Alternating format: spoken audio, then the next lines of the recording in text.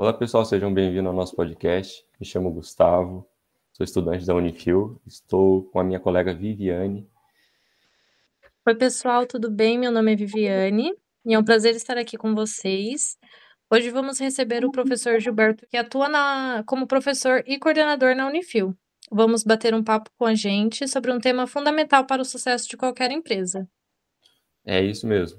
Hoje vamos falar sobre a dificuldade de controle de despesas e receitas, com foco em como isso impacta diretamente a realidade das empresas locais, especialmente pequenos negócios. Durante uma pesquisa feita com a empresa da nossa comunidade, percebemos que muitos empreendedores enfrentam desafios quando o assunto é controle financeiro, seja pela falta de conhecimento técnico ou pela dificuldade em separar as finanças pessoais das empresariais. Um problema muito comum, por exemplo, que a gente encontrou é a ausência de um controle de fluxo de caixa eficiente. Pode levar à falta de capital de giro ou até à inadimplência. Por isso, escolhemos o tema para entender melhor como os empreendedores podem organizar e conhecer como bom controle pode ajudar dentro de sua empresa. Agora queremos ouvir de quem entende do assunto. Professor Gilberto, no seu ponto de vista, por que o controle de despesas e receitas é tão importante para os pequenos negócios?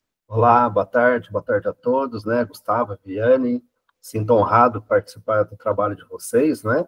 E estou capacitado para responder essa pergunta, porque eu também já fui um microempresário, não é? Ou Uhum. uma pessoa que já passou por essas situações, né? Hoje eu estou como advogado, faz 27 anos que eu advogo, mas eu milito bastante na área do direito empresarial, então eu acompanho os pequenos empresários também e vejo que a receita e a despesa o alicerce, é fundamental que as empresas entendam isso, né? Então, eu responderia que o sucesso da empresa, o fracasso da empresa está diretamente relacionado a esse controle de despesas, de receitas, é fundamental, né?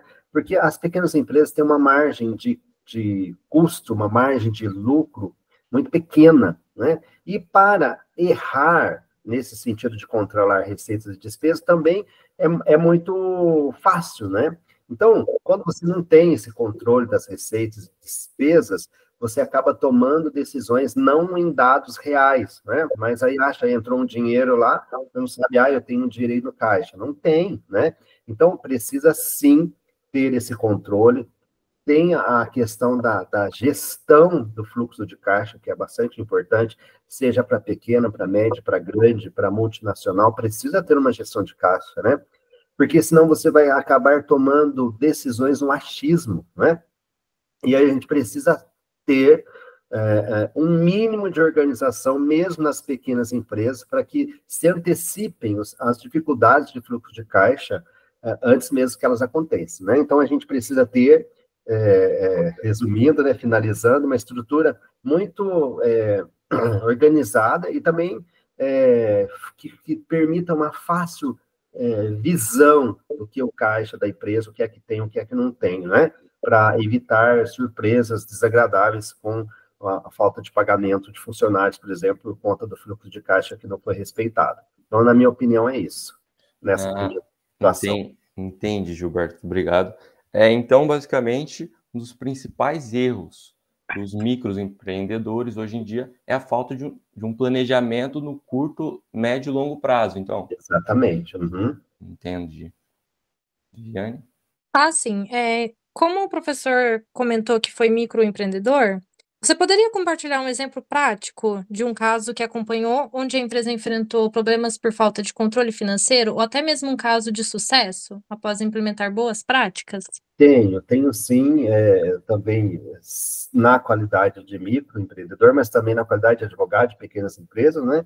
Eu acompanhei uma loja de roupas e a proprietária, não tinha nenhuma estrutura, nenhuma planilha, né? Então achava que o dinheiro estava no caixa, ela estava achando que tinha um monte de coisa, né? E acabava Uhum.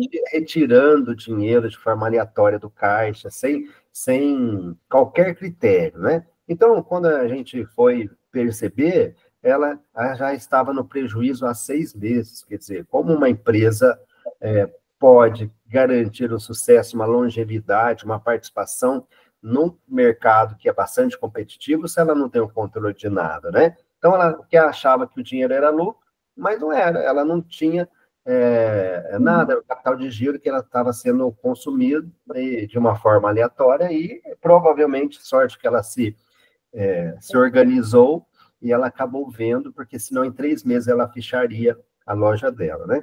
Mas também eu tenho um caso, né, que eu também acompanho enquanto advogado de uma empresa, de uma oficina, né, que implementou um controle rigoroso, né? Separou uma conta empresarial da conta pessoal, né? Ele fez registros das entradas e saídas, uma planilha que ele pôde observar onde é que o dinheiro estava entrando, onde é que estava saindo, né?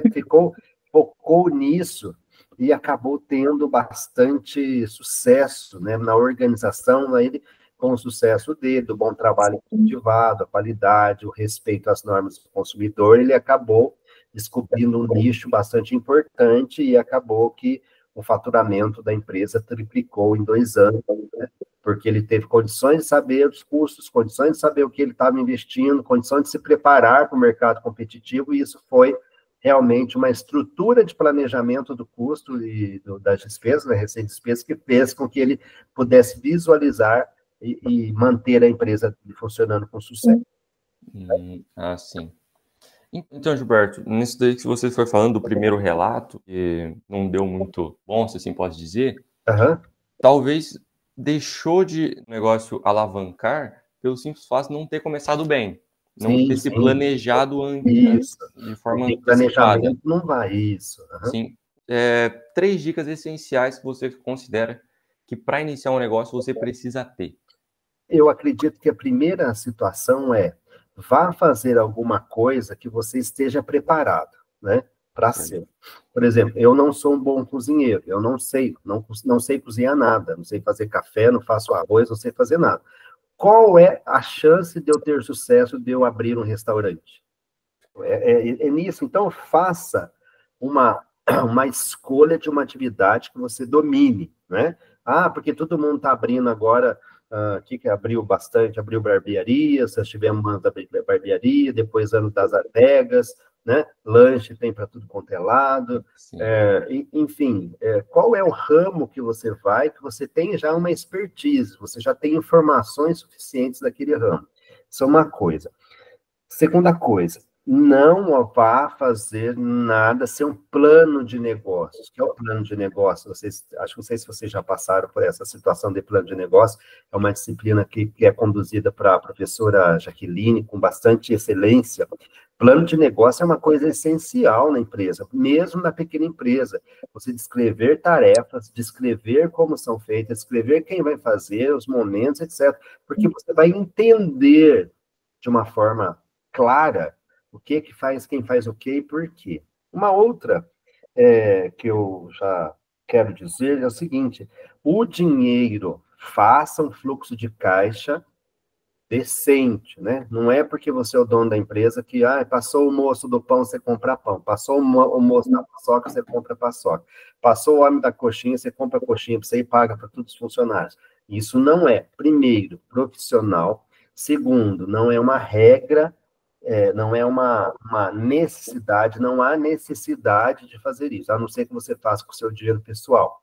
Todo mês lá tem a sua retirada, né, enquanto empresário, enquanto proprietário, né? E isso tudo bem. Agora, fazer isso de uma forma generalizada, eu conheço empresas familiares, por exemplo, que pegavam o dinheiro a mulher, os filhos, o marido, o sogro, todo mundo passava, pegava o dinheiro no caixa, que é outro exemplo de insucesso. A empresa quebrou, né? Tem que haver uma rotina financeira adequada, né? E aí, uma situação que por fim, né, uma outra dica se capacite. Você vai abrir, sei lá, uma casa de pães, um exemplo qualquer. Vá em muitas casas de pães, experimente muitos pães, vá em outra cidade, converse com os gerentes, converse com os proprietários, faça aquela análise SWOT, né? Pontos fracos, pontos fortes, né? Vantagens, desvantagens, horários, né? investimentos, veja a fonte de financiamento, se prepare antes. Não faz como faz bastante brasileiros que empreendem por um estado de necessidade, né? E vai desenvolver uma tarefa que sequer domina, né?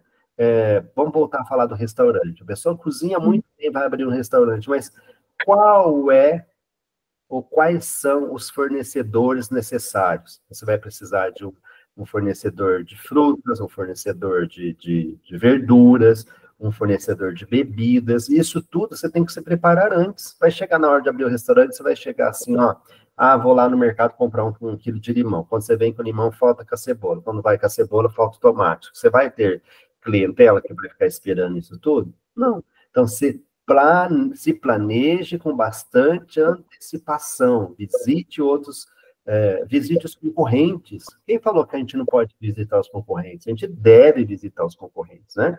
Verificar o que está sendo de bom, que você melhoraria, né? Eu acho que é bastante importante. Então, eu acho que essas dicas, elas são bastante simples, né? Mas que são bastante necessárias, tá bom? É umas dicas que fazem toda a diferença, né, professor? Sim, eu acho que na condução dos negócios, a gente precisa ser humilde, se capacitar a todo momento.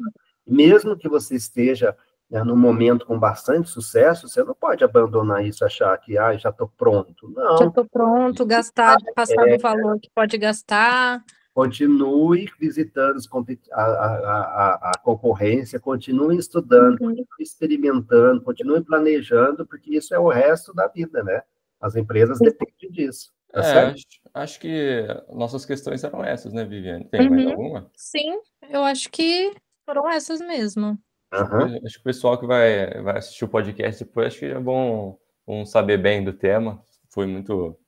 Tá bom, aí se ficar alguma dúvida, se precisar alguma coisa, é só me contactar que a gente pode esclarecer, tá bom? Ok, perfeito. Muito obrigado, Gilberto, pela participação. Obrigado, Gustavo. Obrigado, Viviane. Muito obrigada, professor. Obrigado eu. Foi uma conversa muito boa. Obrigado eu pela escolha do tema, né, que é tão atual e que aflige bastante as pequenas empresas. É um tema que nós teremos bastante, né, inclusive há TCCs, né, trabalho de conclusão de curso, que são relacionados a essas pequenas situações que fazem com que as empresas optem pelo sucesso ou acabam tendo insucesso, né? Tá certo? Sim.